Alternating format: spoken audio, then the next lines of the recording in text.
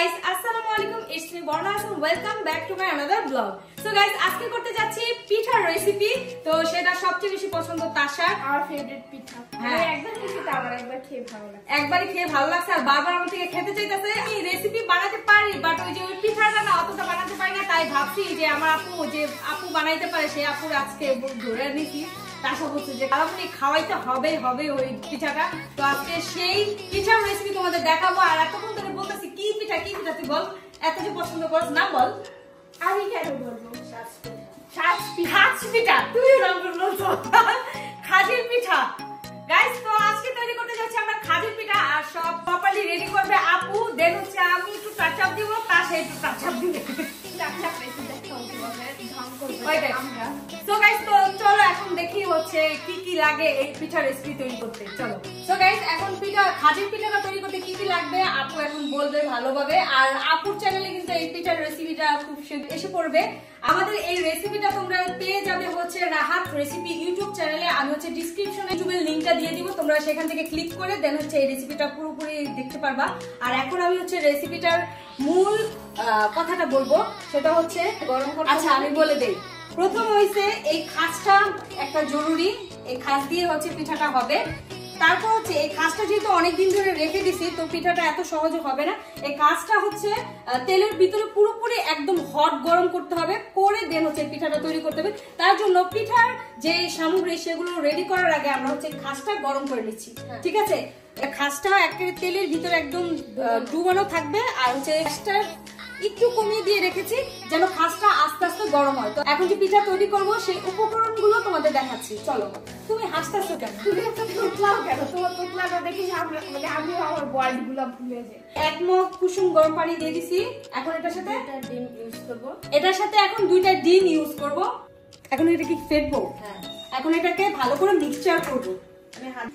আজকে আমি মানে পিছন থেকে ব্যাকগ্রাউন্ড হচ্ছে ভয়েস দিতেছি, যেন মানে কেমন জানি লাগতেছে আমার থেকে, কারণ সবসময় তো আমি করি এরকম করে, আজকে ভয়েস দিতে কেমন লাগতেছে। শীতের ভিতরে পিঠা খেতে কার না ভালো লাগে বল? সবচেয়ে বেশি শীতের ভিতরে পিঠা খাওয়া হয়। আর হচ্ছে এর আগে গত বছরে যে পিঠা রেসিপিটা করছিলাম, ভাবা পিঠা রেসিপি, তখন আপু আমাকে হেল্প করছিল। আর ওই পিঠাটা এত মজা হয়েছে গাইস, আমার এখনো মুখে লেগে গেছে। আমি ওইরকম পিঠা এখনো খাই নাই। আসলে আমি যে বানাইছি সেটাই আমার থেকে বেশি বেস্ট লাগছে। ডিমটা এরকম করে ফাটানো হয়ে গিয়েছে। স্বাদ মতন চিনি দিয়ে দেন হচ্ছে ভালো করে মিক্সচার করে নেবো। অনেক বেশি মানে সাউন্ড করে। এখন হচ্ছে অল্প অল্প করে আমরা চালের গুঁড়ি অ্যাড করবো। সো গাইস, এখন হচ্ছে অল্প অল্প করে আমরা হচ্ছে চালের গুঁড়োটা অ্যাড করে নেব। পিঠাটা সফট হওয়ার মানে হালকা সফট হওয়ার জন্য আমরা হচ্ছে আটা মিক্সচার করব আধা কাপের মতন। তো সেটা এখন অ্যাড করে দিচ্ছি। এতটুকু আটা আমরা হচ্ছে অ্যাড করে নিব। এখন এটাকে ভালো করে মিক্সচার করে নেব। আমি তো লবণ দিয়ে দিব, কারণ লবণ দেওয়া হয় নাই, তার জন্য স্বাদ মতো লবণ দিয়ে দিতেছি। পাশে নাড়া দাও। তাইবো আমরা কাজ করব, সেটা কি হয়? কিন্তু কাজ করবি না? হ্যাঁ, অবশ্যই করতেছি তো। আমি কি মানা করছি? গাইস, নাড়া দেওয়ার স্টাইলটা কি? এইভাবে না, ভালো করে নাড়া দাও। এখান থেকে সরো, সাইড দাও। তোমার জন্য নাড়া দিতে পারতেছি না ভালো করে। ফালাই দিস না আবার। ফালাবো না, বলে ভালো করে নাড়া দিতে, এখন আবার বলে ফালাই দিতে। সুন্দর করে নাড়া দাও। দেখে দেখি এই যে এইভাবে। এমন ঢং করে দিব ওকে। আমি ঢং করে দিতেছিলাম। হ্যাঁ, পিঠাটা তৈরি হয়ে গিয়েছে, এখন হচ্ছে পিঠা ভাজবো। তো গাইস, এখন হচ্ছে আমরা পিঠাটা তৈরি করব। তো এই ছাঁচটা অনেক গরম হয়ে গেছে। তো এখন হচ্ছে আমরা একটু পিঠার লাগাই দেখছি যে পিঠাটা তৈরি হবে কিনা। তাই হচ্ছে তেলের ভিতরে কিছু ফুটা ফুটা দেখবা তোমরা। তেলের থেকে ছাঁচটা নিব, নেওয়ার পরে এটা এই যে এই পরিমাণ ডুবাতে হবে, পুরো ফুল না, অল্প পরিমাণ ডুবিয়ে দেন হচ্ছে সাথে সাথে তেলের ভিতরে দিয়ে দেবো।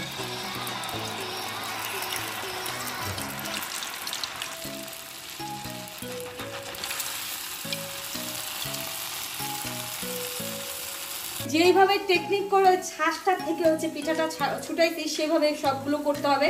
আর এগুলো অনেক একটু টেকনিক লাগে, মানে ছোটরা এগুলো বানাইতে যেও না, কারণ হচ্ছে কি এটা তেলের একটু ছিটা আসতে পারে, যেটার ভিতরে তোমরা হচ্ছে ভালোই ব্যথা পেতে পারো। তার জন্য হচ্ছে আমি একটু দূরে দূরে রাখছি, যে তার সাথে দূরে বসায় রাখছি। সেম প্রসেসই থাকবে।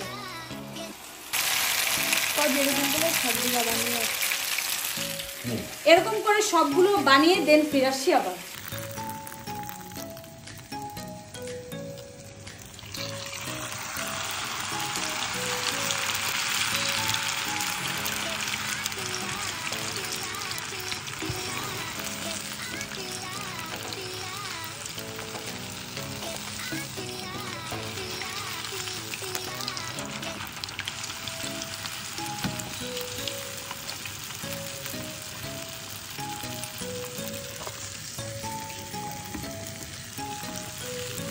ফার্স্ট টাইম হচ্ছে আমি বসে বসে রেসিপি দেখতেছি আর আপু বানাইতেছে, কারণ হচ্ছে আমি দেখতেছি আবার শিখতেছিও। আমি এটা কখনো বানাই নাই, এই খাজের পিঠাটা এই ফার্স্ট টাইম দেখতেছি, সেকেন্ড টাইম তাসাকে দিয়ে বানাবো। তো গাইস তৈরি হয়ে গেল আমাদের খাজের পিঠা।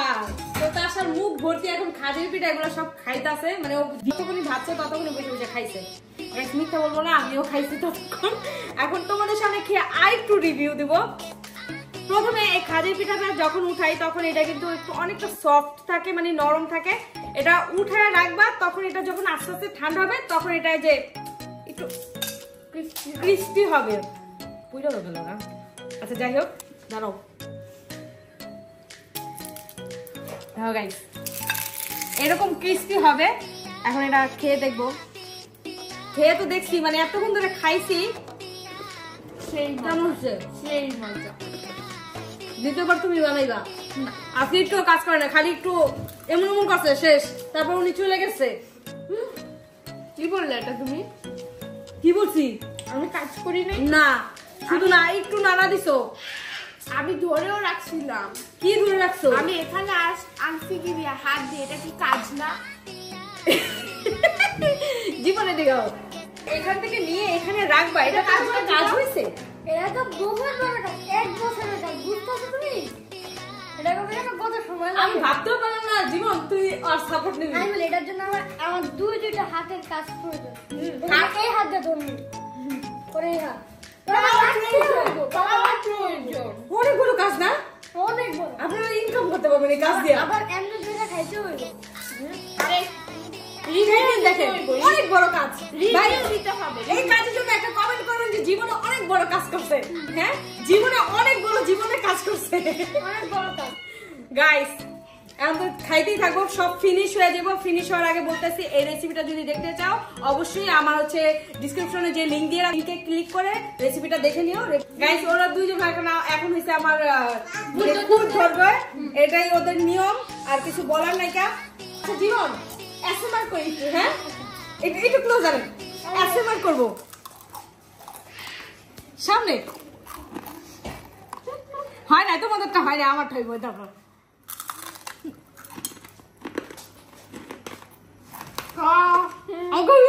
এটা চ্যানেল খুলে দাও, এটা চ্যানেল খুলে।